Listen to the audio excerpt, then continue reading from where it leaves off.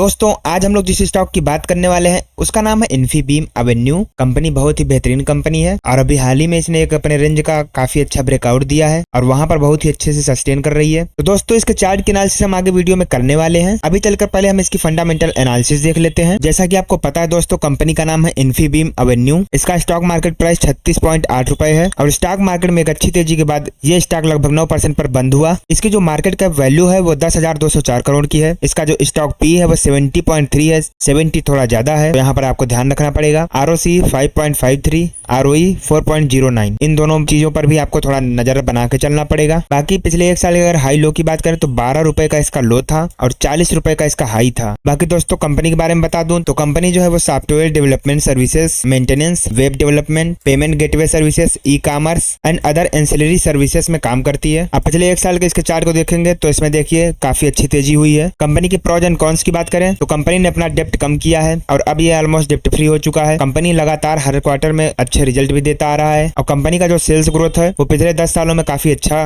Grow किया है 37.2% से। इसके कॉन्स की बात करें तो इसका जो स्टॉक है वो 3.16 टाइम के बुक वैल्यू पर ट्रेड कर रहा है। प्रमोटर ने अपनी हिस्सेदारी पिछले क्वार्टर में थोड़ी कम करी है। कंपनी का जो आरओई है वो पिछले 3 सालों में डाउन रहा है और पिछले 3 सालों में इसका जो डिविडेंड पे आउट है यहाँ भी थोड़ी गिरावट देखने को मिली है। बाकी दोस्तों अगर हम इसके पीयर कंपैरिजन की बात करें तो कंपनी जैसा कि आईटी सॉफ्टवेयर में काम करती है, जिसमें आपके ओरेकल फाइनेंशियल सर्विसेज हुआ, persistent system, PB fintech, Tata Elxsi, Tata technology, KPIT tech, Coforge और इन्फीबीम एवेन्यू जैसे बहुत ही बेहतरीन कंपनियां इसी सेक्टर की हैं जो काफी अच्छा काम करती हैं। इसके क्वार्टरली रिजल्ट्स की बात करें दोस्तों तो इसका जो सेल्स ग्रोथ है वो दिसंबर 2020 में 228 करोड़ का था, दिसंबर 2021 में 397 करोड़, दिसंबर 2022 में 415 करोड़ और दिसंबर 2023 में 912 करोड़ का है। और वहीं अगर नेट प्रॉफिट की बात करें तो दिसंबर 2020 में 16 करोड़ का प्रॉफिट था, दिसंबर 2021 में 24 करोड़ का प्रॉफिट, दिसंबर 2022 में 35 करोड़ का प्रॉफिट और दिसंबर 2023 में कुल 41 करोड़ का प्रॉफिट रहा। तो देखा जाए तो इसके चाहे सेल्स ग्रोथ हो चाहे नेट प्रॉफिट हो,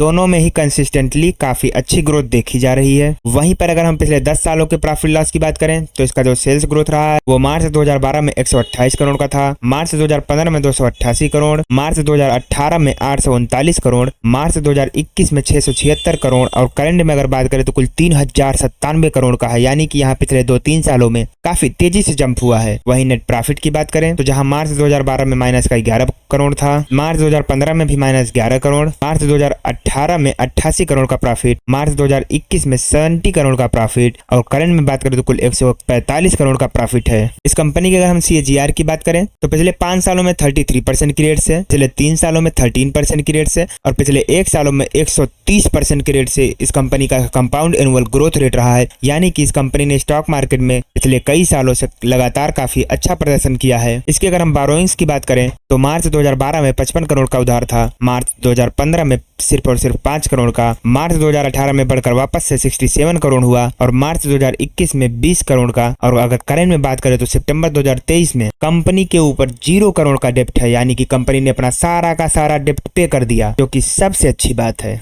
इसके अगर हम शेयर होल्डिंग पैटर्न की बात करें तो प्रमोटर्स की हिस्सेदारी मार्च 2021 में 31.90 थी, वहीं दिसंबर 2023 में 28.13% का है। यानी कि प्रमोटर्स ने यहाँ अपना थोड़ा सा पोजीशन कम किया है। बात FIIs की करें तो FI जहां 6.07% पर थे उन्होंने बढ़ाकर 6.31% किया है। यानी कि उन्होंने थोड़ा सा ही सही लेकिन माल बढ़ाया है। DIIs की बात करें तो DIIs की हिस्सेदारी जहां बिल्कुल न के बराबर थी वहां से 0.10% का हिस्सेदारी बढ़ाया है। पब्लिक की बात करें तो पब्लिक दोस्तों 61.61% पर थे मार्च 2021 में, जो बढ़कर 65.02% का हो गए हैं, जो कि अच्छी बात नहीं है। क्योंकि दोस्तों किसी भी कंपनी को अगर उसके प्रमोटर्स की हिस्सेदारी ज्यादा है तो उसको ज्यादा अच्छे से चला लेंगे बजाय कि पब्लिक की हिस्सेदारी ज्यादा हो। बाकी दोस्तों अगर हम इसके रेवेन्यू की बात करें तो इसका जो प्रोडक्ट है वो 100% e commerce, sale of software and related ancillary services से आता है। इसके अगर हम प्रोडक्ट वाइज ब्रेकअप करें e commerce, sale of software and related ancillary services को भी अगर हम ब्रेक करते हैं तो उसमें 94% का digital payment and checkout web services से एंड 5.9% का e commerce related web services से इसका रेवेन्यू आता है। और अगर हम लोकेशन वाइज बात करें तो इंडिया से इसका 94% का बिजनेस आता है, UAE से 5.2% का and 0.8% rest of the world. Operating profit की बात करें दोस्तों तो ई कॉमर्स प्लेटफॉर्म से इसका 55.2% का प्रॉफिट आता है और पेमेंट बिजनेस से 44. 8% का प्रॉफिट आता है। इसके अगर हम कैपेक्स की बात करें तो e commerce platform 77.1% and payment business 22.9%। Asset की बात करें तो पेमेंट बिजनेस में इसका 72.6% का असेट है, ई कॉमर्स प्लेटफॉर्म में 23.8% का एंड 3.5% अदर प्रोडक्ट्स। तो दोस्तों वापस हम इसके चार्ट को देख लेते हैं। तो जैसा कि आप लोग देख पा रहे हैं दोस्तों, लिस्टिंग के बाद इसमें काफी तेजी आई, फिर एक बम्पर सेल हुआ, इसने वापस से रिकवर किया और फिर इसने एक हाई लगाया लगभग 50 रुपीज का, जो कि इसका लाइफ टाइम हाई भी है। और वहां से जब ये स्टॉक गिरा तो ये काफी तेजी से गिरा और उसके बाद ये लगभग 1-2 साल एक उसी रेंज में ही पड़ा रहा। वापस से जब इसमें तेजी आई तो इसमें फिर काफी अच्छी तेजी आई और उसके बाद फिर से 2021 से लेकर लगभग 2024 के स्टार्टिंग तक ये स्टॉक नीचे ही ट्रेड करता रहा। लेकिन 2024 के स्टार्टिंग में ही इस स्टॉक में जरूर कोई अच्छी न्यूज आई, क्योंकि यहाँ पर आप देख पा रहे हैं वॉल्यूम में भी काफी मैसिव जंप हुआ और यहाँ पर वॉल्यूम एक्यूमुलेशन अभी भी बहुत ही तेजी से चलता जा रहा है, जिसके कारण से इस स्टॉक में काफी तेजी बनी है और बरकरार है। और इसने अभी एक रेंज का ब्रेकआउट दिया है और इस रेंज का ब्रेकआउट के बाद एक स्टॉक ऊपर सस्टेन भी कर रहा है, तो यहाँ से एक और तेजी आ सकती है 50 रुपए के पास की। तो दोस्तों अगर आप कुछ दिनों के लिए इस स्टॉक में पोजीशन लेना चाहते हैं तो यहाँ पर आप कोई भी पोजीशन ले सकते हैं, लेकिन ध्यान रहे टाइटली स्टॉप लॉस लगा के चलना होगा। बाकी वीडियो को लाइक करके चैनल को सब्सक्राइब जरूर कर लीजिए।